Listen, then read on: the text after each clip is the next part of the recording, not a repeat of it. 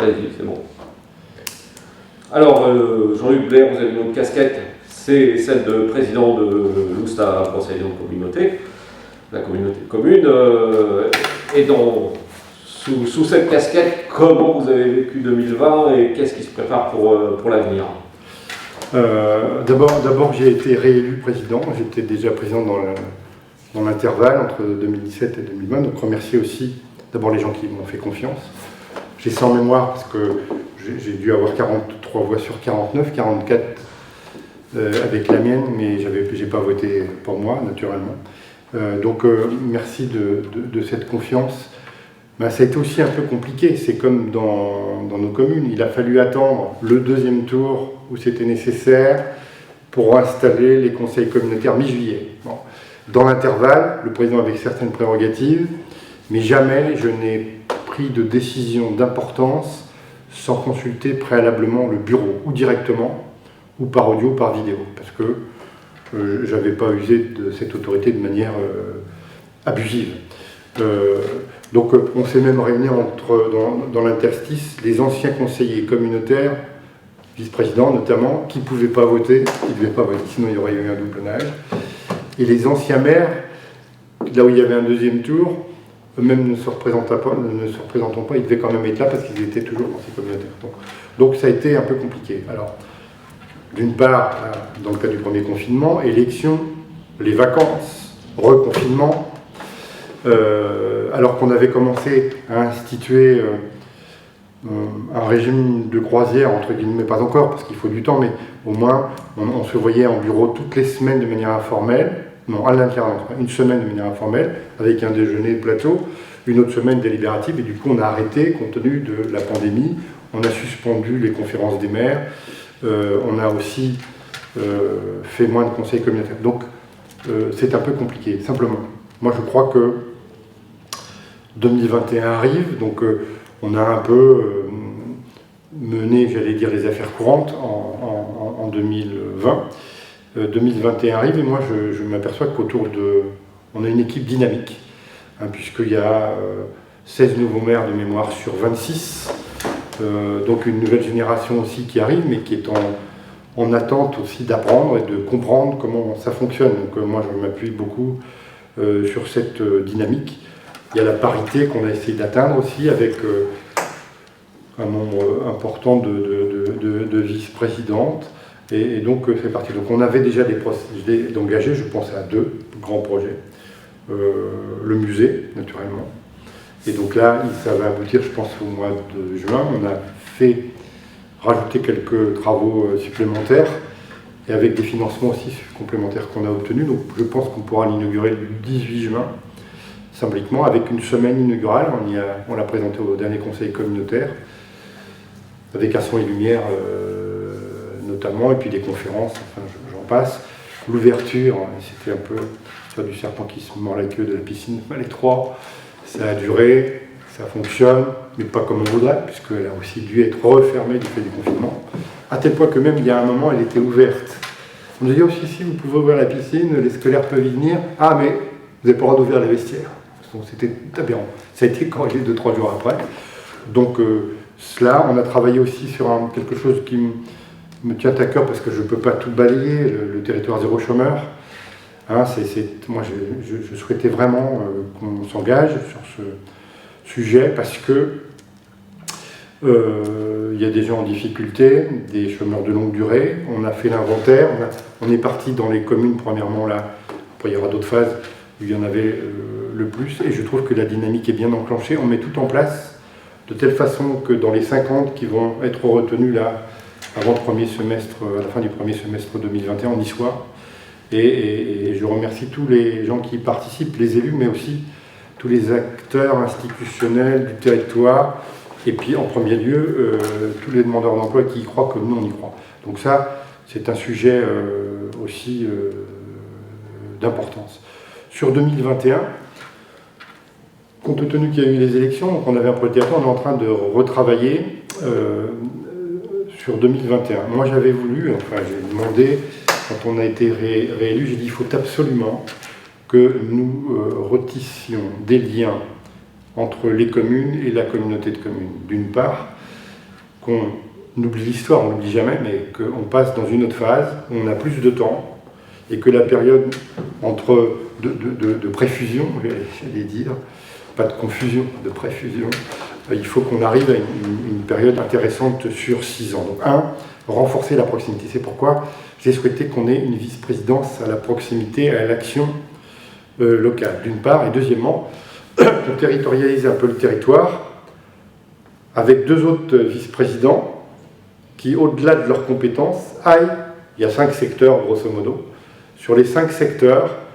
pour avoir une approche transversale de ce qui se passe à la communauté et informer les collègues conseils municipaux de la façon dont on travaille et qui sortent de leur champ de compétences, justement, et qui ne soient pas là où ils seront en visite ou en explication sur un territoire qui relève de leur territoire de maire, de façon à ce que...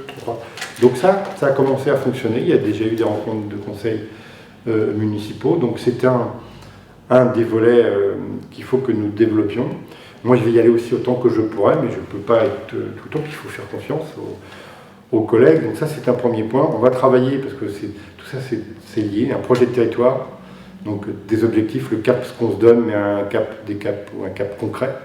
À côté du pacte de gouvernance, on va créer un groupe de travail là pour voir quelles sont les relations dans le cadre d'une charte entre la communauté de communes et les communes. Donc le fait de rencontrer les conseils municipaux, comme on a commencé à le faire, ça nous éclaire aussi. Et puis un pacte fiscal et de solidarité, il faut qu'on y travaille, voir comment on peut aider, comment les communes les plus riches, entre guillemets, peuvent aider les communes les plus pauvres, même si les communes les plus riches, entre guillemets, sont celles qui contribuent le plus, parce que leurs bases fiscales sont les plus importantes, aux ressources de la communauté de communes, via notamment l'économie. Donc ça, c'est quelque chose aussi d'important. On a le plan climat et énergie territorial, on a la gestion économique des ressources, on a tout ça aussi en matière environnementale sur lequel il faut que nous travaillons. Tout l'aspect économique. Alors sur l'économie, c'est une des principales compétences de la communauté, c'est aussi une de ses principales ressources via la fiscalité qu'on perçoit en matière économique. Et donc on a des atouts considérables parce qu'on est très bien placé entre Rennes et Vannes, avec 6 parcs, ou 7 même, 6 parcs de proximité. Donc il y en a qu'on va étendre, je pense au parc à la sortie de Serran, là, ici on va faire le désenclavement du Val Coric. Et j'ai demandé aussi à ce qu'on travaille d'ici le budget sur une harmonisation de nos tarifs, puisqu'on a des tarifs différents. C'est logique, hein, on peut avoir des tarifs différents selon qu'on est en bordure de 4 voies, en fond de parc, même si c'est en bordure de 4 voies, ou si on est plutôt dans les petites communes. Mais il n'empêche qu'il faut qu'on essaie quand même d'harmoniser. Donc on va y travailler. Notre grand sujet aussi, alors on me disait à l'instant que la commune, mais ça concerne aussi la communauté de communes, elle est retenue dans le cadre du programme des petites villes de demain. Et donc, moi je souhaite qu'on travaille, ils ont commencé à travailler, le vice-président et le conseiller délégué en la matière, sur cette question de l'animation du centre-ville. Donc la création de managers de centre-ville. Et moi j'ai souhaité, on en a parlé, le préfet est venu ici le 4 décembre, où dans le texte il est dit un manager par territoire. Il dit on pourra avoir, il faudrait qu'on en ait un par ex-chef-lieu de canton Lagacy, Guerre-Malécran, au moins, voire Serran, puisqu'on a comment dirais-je, établi notre projet un peu sur la polycentralité, c'est-à-dire développer autour des ex-chefs-lieux de canton pour dynamiser les communes qui s'y trouvent autour. Donc sur l'économie, il y a le commerce, mais il y a aussi, dont je viens de parler, et puis peut-être un chef de projet qui coordonne tout ça. Donc on a un travail à faire, y compris ici, je le disais tout à l'heure, sur la commune de Guerre, on a des efforts à faire, mais pas que Guerre, dans des grosses villes aussi, ça pose d'énormes problèmes. Donc on va vraiment se battre là-dessus. On a toute la compétence aussi petite enfance, hein, on a le projet multi-accueil de Lagacy, hein, on aura avec Lagacy, on a déjà 7, mais Lagacy c'était un multi-accueil itinérant, là c'est un fixe. Début des travaux, juin. Fin des travaux, juin 2021, fin des travaux, juin 2022, investissement 2,5 millions et avec des aides financières intéressantes, dont celle de l'État, parce que je crois qu'on aura près de 650 000 € de la part de l'État. On a eu récemment 200 000 € de la part du pays via la région. Donc ça, c'est un projet intéressant, toujours le même objectif, c'est-à-dire de développer des services de proximité qui permettent, je pense au multi-accueil, aux personnes d'aller travailler en toute sérénité avec un équipement de proximité qui leur permet de déposer leurs enfants le matin. Il y a aussi un ALSH de 60 places. Donc ça veut dire que sur l'ensemble du territoire, on va tangenter 110 à 115 places d'accueil dans les multi-accueils. Donc ça aussi, c'est un chantier qui va démarrer sur les autres. Il faut que, en même temps que notre projet de territoire, on mette en face un plan pluriannuel d'investissement en fonction des moyens dont on dispose. On n'est pas endetté. On a économisé, on a dû rembourser 4 millions d'emprunts. Ma philosophie, c'était que où on était à 11 ou 12 millions, on doit être rendu à 8 aujourd'hui, et donc c'est de réemprunter de ce qu'on s'est désendetté. Et puis on va essayer de maintenir une fiscalité stable. Donc voilà un peu le projet. Il y a toute l'animation aussi qu'il faut que nous développions comme on le fait déjà, le soutien au tissu associatif riche de notre territoire. Juste, je vais revenir sur l'aspect budgétaire, parce que c'est quelque chose qui revient souvent dans les conversations sur le territoire. Est-ce que la santé financière de l'OBC est compromise à moyenne échéance? Non, on ne peut pas dire ça. On a des indicateurs. C'est vrai qu'en fonctionnement, on est un peu plus qualifié. Je pense que cette année, par exemple, on va dégager sur l'exercice 2020 de mémoire 1 million d'euros. Mais il faut rééquilibrer les budgets annexes. Je pense au budget des parcs d'activité, par exemple. Ça me fait penser qu'on vient de vendre 4 hectares sur le parc d'activité du Val-Correcla et que l'entreprise de transport Morin vient de Tréal se déplacer ici pour des raisons aussi de commodité pour elle par rapport à la réglementation des transports. Étant plus près de là où ils vont, dans la région parisienne ou ailleurs, ça leur évite d'avoir un deuxième chauffeur parce qu'il y a une demi-heure de plus ou 40 minutes de plus pour aller à Tréal. Donc non. Il faut être vigilant, il faut aussi, si on veut maintenir une fiscalité stable, il ne faut pas pénaliser les entreprises. Alors pour l'année 2020, moi dans les éléments que j'ai eus, notamment sur la contribution sur la valeur ajoutée, à peu près ce serait stable. On va peut-être avoir des écueils, puisque c'est souvent sur N-1 en 2022, ça j'en sais rien. Mais aujourd'hui, il faut que nous gérions avec rigueur. Alors vous me direz, normalement, mais pas tout de suite. Quand on fusionne, il y a des doublonnages de postes, puisqu'on fonctionnait chacun de son côté. Et donc on est extrêmement vigilant quand il s'agit de remplacer quelqu'un pour essayer de faire des économies, puisque le principal poste budgétaire sur une communauté, c'est les charges de personnel. Mais, je ne sais pas si vous vous rappelez, mais avant les 3 communautés de communes, il y avait 3 directeurs généraux. On n'en a plus qu'un.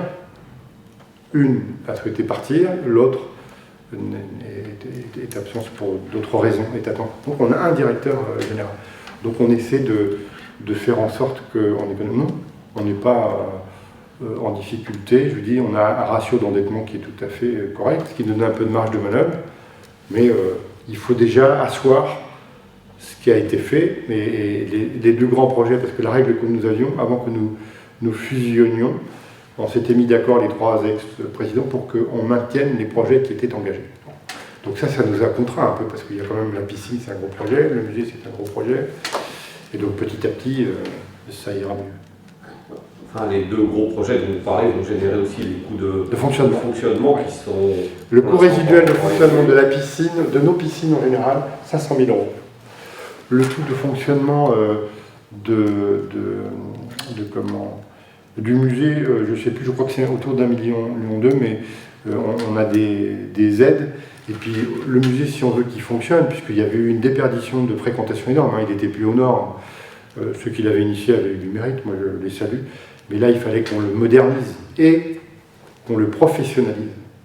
Et donc, on va faire des recrutements avec des emplois aidés, de telle façon à ce qu'on arrive à une fréquentation. Je me souviens, on me disait qu'à une époque, il y avait 25 000 à 30 000 visiteurs par an. On en est loin aujourd'hui. Donc, je pense qu'on va, parce que le bâtiment va être plus attractif aussi. Et puis, la configuration interne, ce qu'on y proposera aussi sera plus moderne, plus adapté à notre société d'aujourd'hui. Alors, quand même, faut que je finisse par cela, je ne l'ai pas dit au début, c'est que, compte tenu du contexte, il n'y aura pas de cérémonie de vœux d'organiser vraiment comme on le fait d'habitude. Vous direz, du coup, on va se reposer un peu, mais non, parce qu'on n'aura pas à se déplacer. Je le regrette, parce que c'est un moyen aussi de rencontrer la population, puis d'aller les voir et d'expliquer comment fonctionne et ce qu'on fait à la communauté. Donc il va y avoir des vœux par vidéo. Hein. On va monter, on va s'occuper de cela courant janvier. Et donc j'invite les gens à aller sur le site. On va faire une cérémonie. J'en profite pour dire qu'on va publier à partir du mois de janvier une lettre, au moins tous les trimestres, voire plus autant que de besoin, sur l'actualité de la communauté de communes. On l'a fait sous forme de lettre, c'est-à-dire qu'elle s'ouvre et que derrière vous avez des actualités sur la communauté de communes, ce qu'on y fait, et un petit édito du président, et puis un peu le calendrier, l'agenda des activités. Alors, par exemple, la fois prochaine, on va parler du Pôle enfance, je viens d'en parler, des travaux du musée où nous en sommes, de l'expérimentation zéro chômeur, de lancement de la maison de l'habitat et de l'énergie, ça aussi c'est important hein, en termes d'information pour le grand public, où on a des aides importantes, notamment de l'ADEME. Et puis on a obtenu la labellisation maison de service public du centre de ressources. Donc on va parler de tout ça, et avec une petite carte qui explique tous les équipements dont on dispose. Donc au fur et à mesure, on fera ça, puisque on ne publiera sans doute qu'un magazine, voire deux, mais plutôt un par an, qui sera plus un magazine, j'allais dire, un peu rétrospectif.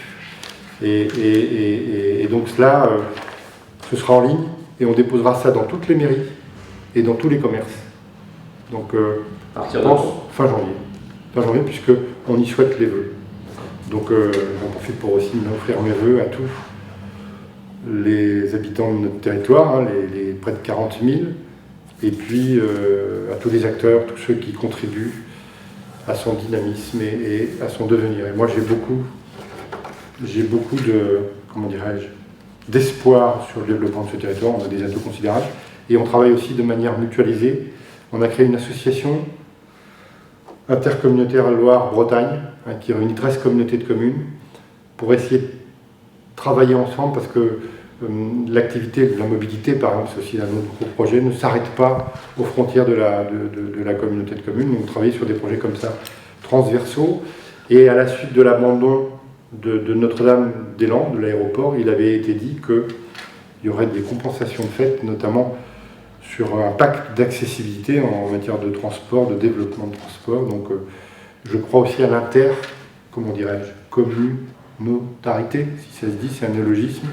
Mais on a travaillé là-dessus et je trouve que, non pas pour aller contre les métropoles, mais pour avoir notre part de gâteau aussi, parce que la concentration devient, à mon avis, dramatique.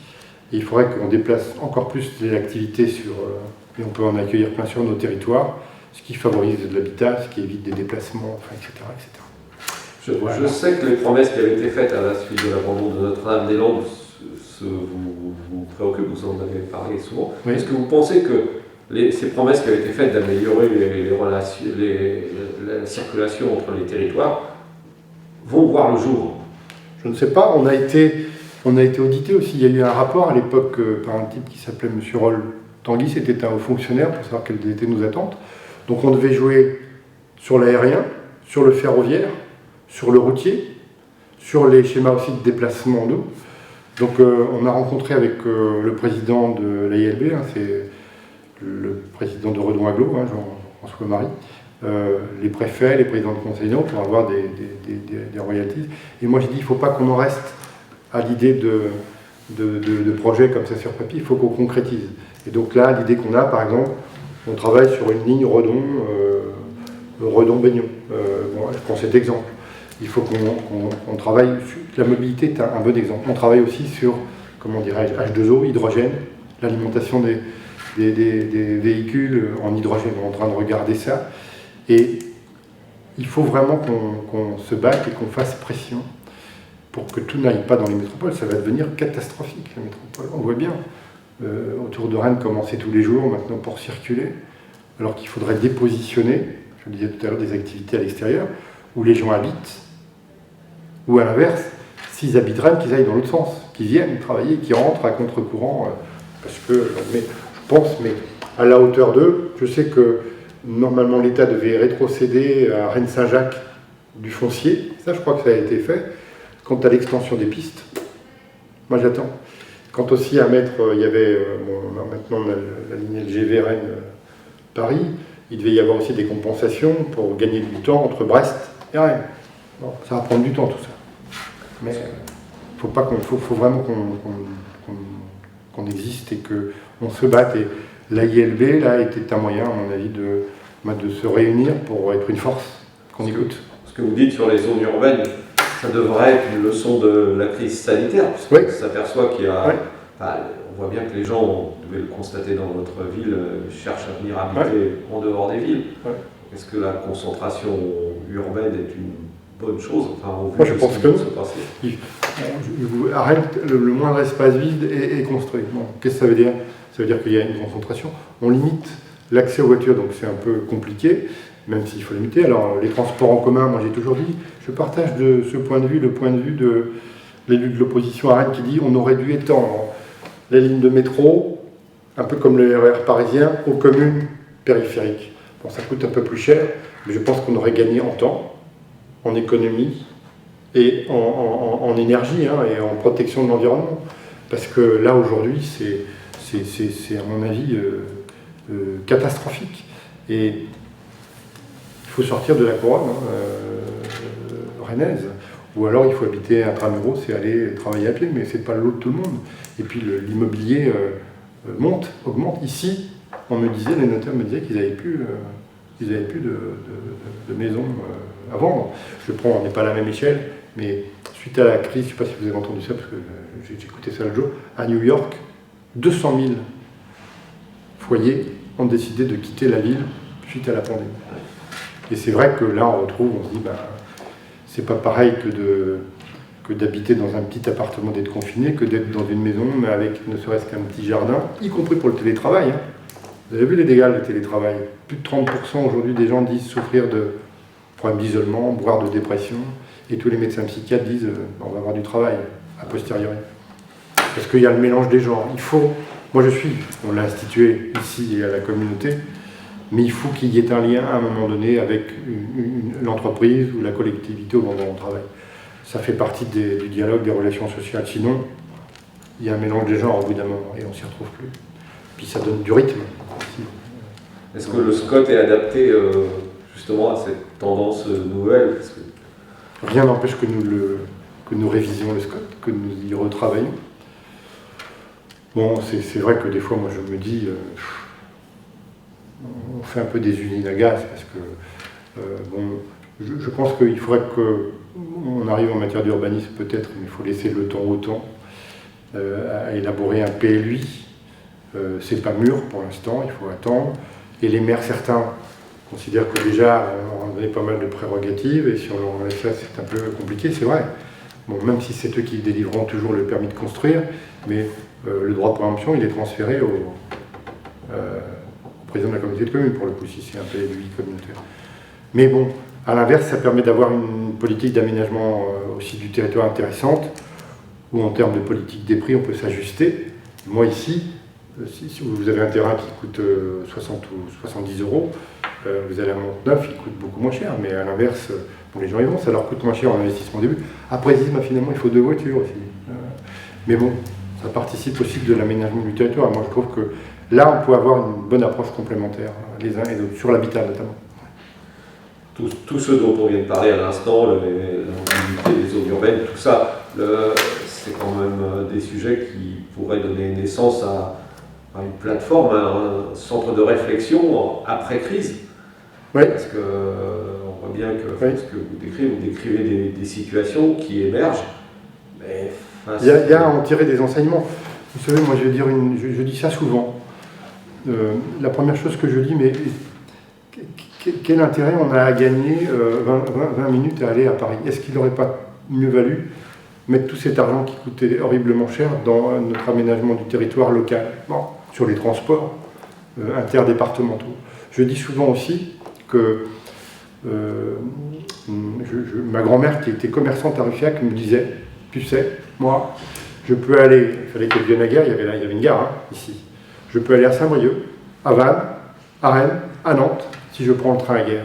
On a supprimé ces lignes. J'entends d'ailleurs ce discours en ce moment. On dit, aujourd'hui, il y aurait peut-être moins de bazar, entre guillemets, sur les routes, les accès routiers à Rennes, si on avait des transports en commun. On voit bien les communes autour de Rennes où il y a le train, elles se développent, et de plus en plus de gens prennent le train. Et là, je pense qu'on a perdu un peu, mais on ne peut pas revenir en arrière. C'était à l'époque. Comme ici, je dis, on était à la mairie, je dis, on a fait une mairie neuve, dans les années 70-75, votre partie là, et à l'époque il y avait une superbe salle des fêtes. Vous savez, aérée un peu comme les Halles de Rennes, là, mais en plus petit, avec des piliers en bronze. Aujourd'hui on la garde pas. Donc, comme disait mon grand-père, respectons nos ancêtres, changeons. Il faut s'adapter aussi à la société dans laquelle on vit. Voilà, moi ce que je peux vous dire. Et en tout cas, vous remercie aussi d'être venu boire, parce que c'est quand même la moindre des choses. Et j'apprécie qu'on puisse aussi avoir ce moyen de communication d'aujourd'hui, et puis renouveler mes vœux de bonne année et surtout de bonne santé à tous mes concitoyens d'OBC. Merci.